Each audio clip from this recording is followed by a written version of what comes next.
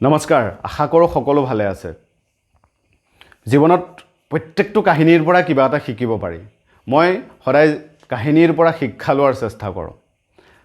আৰু মই যেটো কাহিনী ভাল পাওঁ সদায় আপোনালোকৰ লগত শেয়াৰ কৰিও ভাল পাওঁ আজি এটা সুন্দৰ কাহিনী লৈ আহিছো যেটো কাহিনীয়ে আপোনালোকৰ চিন্তাধাৰা খলাই পেলাব মোৰ চিন্তাধাৰা কিন্তু খলাই দিছে আশা কৰো আপোনালোকে কাহিনীটো ভাল পাব এখন পৃথিৱীত কোন মানুহ ধনী হ'ব নিবিচাৰে আপুনিও বিচাৰে মইও বিচাৰো যিজন মানুহে মই ভাবো ধনী হ'ব নিবিচাৰে হেজন মানুহৰহে কিবা প্ৰবলেম আছে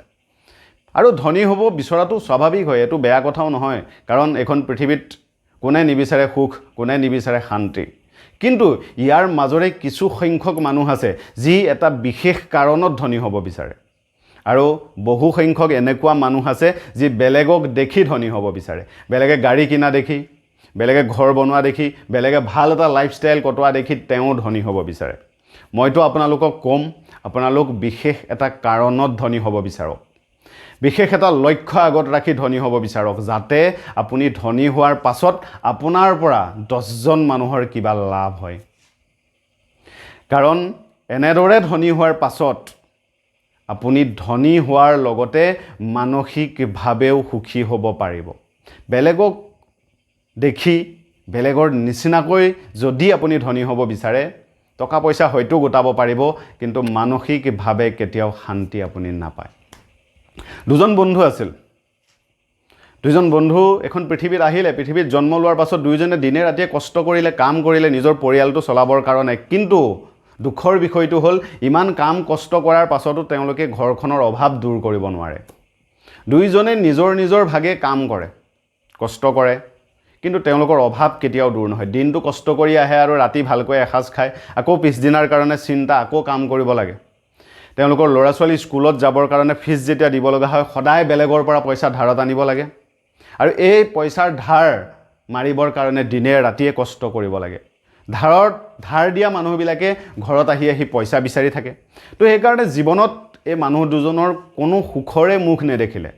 দুইজনে কিন্তু ভগৱানক বিশ্বাস কৰে মৃত্যুৰ পাছত দুইজন এদিন ভগৱানৰ ওচৰত গ'ল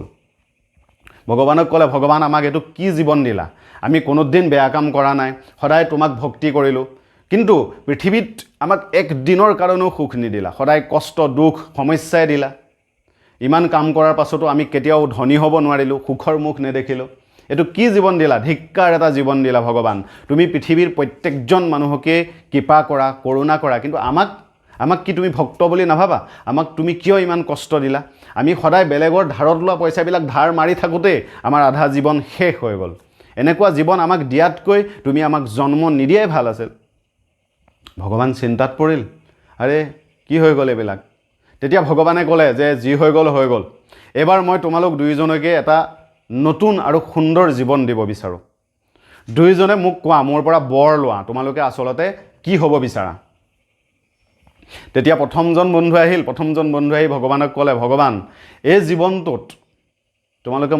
তুমি মোক বহুত কষ্ট দিলা গোটেই জীৱনটো বেলেগৰ গালি খাওঁতে গ'ল গোটেই জীৱনটো বেলেগৰ ধাৰত লোৱা পইচা ধাৰ মাৰোতে গ'ল সমস্যাৰ কাৰণে অত দিয়া তত দিয়া এনেকৈ দিওঁতে মোৰ গ'ল পইচা অকল এবাৰ তুমি মোক এনেকুৱা এটা জীৱন দিয়া যাতে মই কাকো পইচা দিব লগা নহয় কোনো ফালৰ পৰা যাতে মোৰ হাতৰ পৰা পইচা যাব লগা দিন নাহে সকলো ফালৰ পৰা যাতে মোৰ তাত পইচা আহে সকলো মানুহে যাতে মোক অকল পইচা দিয়ে মই কাকো কিন্তু যাতে দিব লগা নহয় ভগৱানে ক'লে তথাস্তু দ্বিতীয় বন্ধুজন আহিল দ্বিতীয়জনে ক'লে ভগৱান এই জীৱনটো বহুত কষ্ট পালো বহুত দিন লঘোনে থাকিলো নেখোৱাকৈ থাকিলো মোৰ নিচিনাকৈ এতিয়াও এখন পৃথিৱীত হাজাৰজন মানুহ আছে যি কষ্ট কৰিও দুবেলা দুসাজ ভালকৈ খাব পৰা নাই মোৰটো ইমান কষ্টত পাৰ কৰি মই বুজি পাই আহিলো যে পৃথিৱীখনত মানুহৰ কিমান কষ্ট হৈছে এবাৰ মোক যদি তুমি এটা জীৱন দিয়া এনেকুৱা এটা জীৱন দিয়া যাতে মই সেই লঘোনে থকা মানুহখিনিক অভাৱত থকা মানুহখিনিক সহায় কৰিবলৈ শক্তি পাওঁ ভগৱানে ক'লে তথাস্তু বস দুইজন মানুহ পৃথিৱীত গ'ল আৰু নিজৰ বেলেগ জেগাত দুইজনে জন্ম ল'লে এনেদৰে দিনবোৰ গৈ থাকিল নাৰদৰ কিন্তু কথাটো মনত আছিল নাৰদে এদিন মনত পৰিল 20 বছৰ মানৰ পাছত মনত পৰিল যে এদিন ভগৱানৰ ওচৰত দুজন মানুহ আহিছিল আৰু দুইজনে নিজৰ জীৱনৰ সমস্যাবিলাকৰ কথা কৈছিল প্ৰভুৱেও দুইজন মানুহক তথাস্তু বুলি কৈছিল নাৰদৰ চাব মন গ'ল আচলতে মানুহ দুজনৰ কি হ'ল কাৰণ ভগৱানৰ লীলা বুজি পোৱাটোতো সম্ভৱ নহয় সেইকাৰণে নাৰদে এদিন ভাবিলে পৃথিৱীত যাম আৰু এই দুইজন মানুহ কোনে কি কৰি আছে এবাৰ চাই আহিম নাৰদে ভাবিছে দুইজন মানুহে ধনী হ'ল কাৰণ ভগৱানে আশীৰ্বাদ দিছে ইয়াৰ পাছত আৰু দুইজন ধনী নোহোৱাকৈ থাকিবনে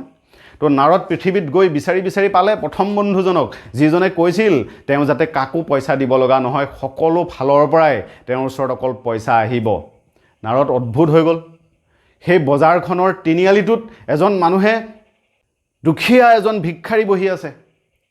আৰু সেই মানুহজনে গান গাই আছে ৰাস্তা দি অহা যোৱা কৰা প্ৰত্যেকজন মানুহে তেওঁক পইচা দি গৈছে নাৰদে ভাবিলে আৰে এইটো কি কথা ভগৱানে আশীৰ্বাদ দিয়াৰ পাছতো এজন মানুহ ভিক্ষাৰী হ'ল প্ৰত্যেকজন মানুহে ভিক্ষাৰীজনৰ গান শুনি তেওঁক পইচা দি গৈছে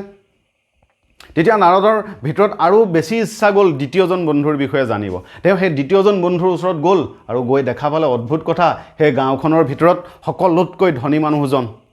আৰু তেওঁৰ ঘৰত বিভিন্নজন মানুহ আহিছে আৰু তেওঁ প্ৰত্যেকজন মানুহকে সহায় কৰিছে তেওঁ সেই গাঁওখনৰ ধনী মানুহ সকলোতকৈ মাটি বাৰী সম্পত্তিৰে অজস্ৰ সকলো ফালৰ পৰা তেওঁ অভাৱ নাই তেওঁ দুখীয়া মানুহক খুৱাবৰ কাৰণে দুপৰীয়া সদায় ফ্ৰীত খানা খুৱায় সকলো মানুহ এই গাঁওখনৰ যিমান মানুহ আছে অভাৱত পৰা সকলো মানুহে সমস্যাবিলাক লৈ সেই মানুহজনৰ ঘৰত আহে আৰু সেই মানুহজনে যিমান পাৰে সহায় কৰে তেতিয়া নাৰদে ভাবিলে এইটো কি কথা এইটোতো প্ৰথম মানুহজনৰ লগত অন্যায় হৈ গ'ল তেওঁ ভগৱানৰ ওচৰত গ'ল ভগৱানক ক'লে প্ৰভু আজি পৃথিৱীত গৈছিলোঁ আৰু এই মানুহ দুজন যে 20 বছৰ আগত আহিছিল এজন সদাগৰ হৈ গ'ল আৰু এজন ভিক্ষাৰী হৈ বহি আছে এইটো কিয় কৰিলা প্ৰভু তেতিয়া ভগৱানে ক'লে যে মোৰ গাত কি জগৰ আছে তেওঁলোকে যেনে ধৰণে বৰ বিচাৰিছিল যেনে আশীৰ্বাদ বিচাৰিছিল মই তেনে আশীৰ্বাদেই দিলোঁ প্ৰথম মানুহজনে কৈছিল মই কাকো যাতে পইচা দিব লগা নহয় মই অকল পইচাই পাই থাকোঁ তেওঁ কাকো পইচা দিব লগা হোৱা নাই তেওঁ প্ৰত্যেকজন বাটৰুৱাই পইচাটো দিয়ে গৈছে আৰু দ্বিতীয় মানুহজনে কৈছিল মোক ইমানখিনি শক্তি দিয়া যাতে মই বেলেগক সহায় কৰিব পাৰোঁ আৰু সেই কাৰণে তেওঁ ইমানখিনি শক্তি পাইছে ভোকত থকা মানুহক সহায় কৰিব পৰাকৈ ভগৱানে ক'লে নিজৰ কৰ্ম নিজৰ চিন্তা দ্বাৰাই মানুহ মহান হয় আৰু নিজৰ ভাগ্য নিজে লিখে সেইকাৰণে এখন পৃথিৱীত অকল ধনী হোৱাৰ চেষ্টা নকৰিব